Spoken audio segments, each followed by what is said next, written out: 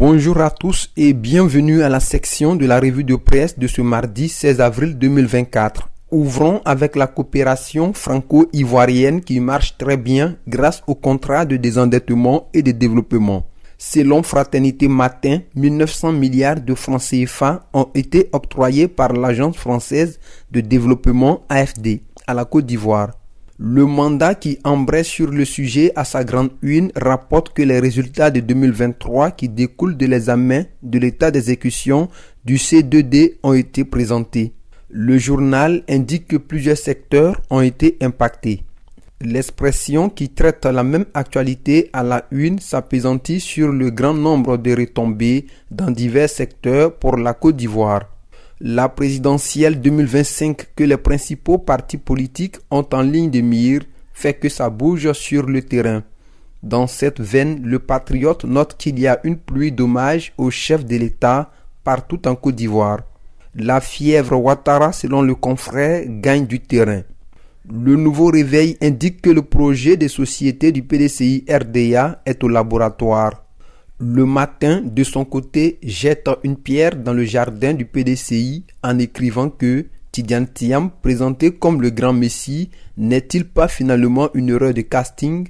La candidature annoncée de Laurent Gbagbo suscite le débat. Pour l'avenir, Gbagbo et le PPACI sont dans une logique de chaos avant 2025.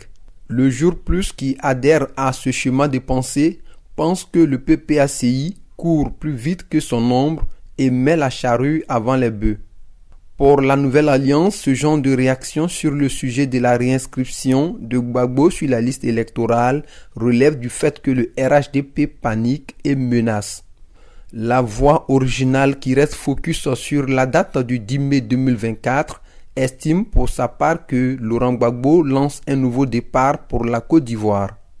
La Côte d'Ivoire, quels que soient les enjeux électoraux, doit demeurer en paix. C'est pourquoi l'Inter nous informe qu'au niveau de la défense et de la sécurité, les États-Unis alertent la Côte d'Ivoire sur une menace terroriste dans le nord. Pour parer à toutes éventualités, la Côte d'Ivoire vient de se doter d'hélicoptères militaires chinois. Avant de nous séparer, invitons les lecteurs à prendre connaissance de l'intéressant dossier sur la drépanocytose que propose Fraternité Matin. Jetons également un coup d'œil sur la une de Soir Info qui nous propose deux faits divers.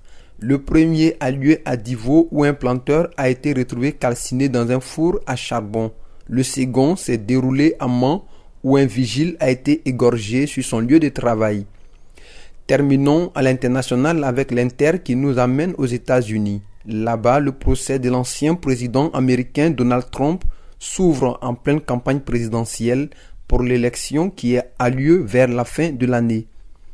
Merci de nous avoir suivis. Nous vous donnons rendez-vous demain à la même heure et sur le même canal. D'ici là, portez-vous bien.